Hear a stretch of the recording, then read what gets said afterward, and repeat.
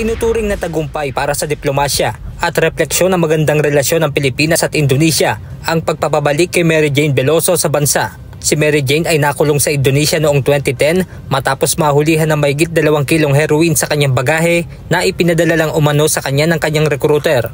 Nalagay siya sa death row ng Indonesia at matapos ang mahabang talakayan sa pagitan ng dalawang bansa ay naabot ang kasunduan na pababalikin na ng Pilipinas si Veloso.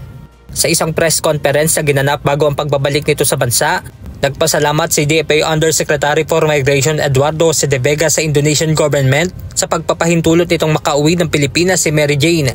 The Philippines is a win for diplomacy, for good relations between the Philippines and Indonesia. And we thank the Indonesian government and all those for finally realizing the dearest hope and prayer for Mary Jane and the Veloso family. Look how happy she is. Tiniyak din dito na susunod ang Pilipinas sa practical arrangement na napagkasunduan ng dalawang bansa. Partikular na pinasalamatan ni Yusek De Vega si Indonesian President Prabowo Subianto, President Ferdinand Bongbong Marcos Jr. at ang mga opisyal na nag-asikaso sa paglilipat kay Veloso. Gayun din, pinasalamatan niya ang Bureau of Corrections sa pangunguna ni Bucor Director Gregorio Catapang at Bureau of Immigration na kasama niyang delegado na sumundo kay Mary Jane sa Indonesia.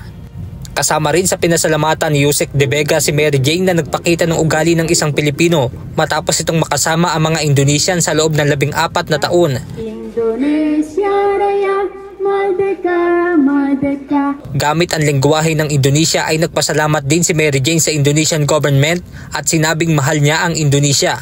Masayang-masaya si Mary Jane dahil anya ay dininig ng Diyos ang kanyang dasal na makasama ang kanyang pamilya na matagal na niyang hindi nakita. Gayunman nalulungkot din siya dahil itinuring niyang second home ang Indonesia. Mengucap syukur dan berterima kasih kepada Tuhan. Akhirnya doa-doa Mary sudah dijawab hari ini. Di mana nanti saya akan kembali ke negara saya. Dan saya yakin dan percaya bahwa Tuhan punya rencana yang indah dalam hidup saya. Saya bahagia, sangat bahagia hari ini. Tapi jujur ada sedihnya juga karena Indonesia sudah menjadi keluarga kedua saya.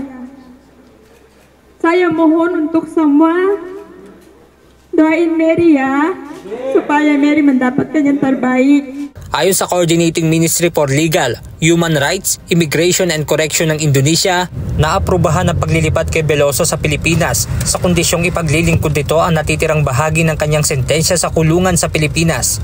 Dagdag pa nito ang desisyon kung bibigyan ng remission o pardon si Veloso ay nakasalalay na sa pamahalaan ng Pilipinas.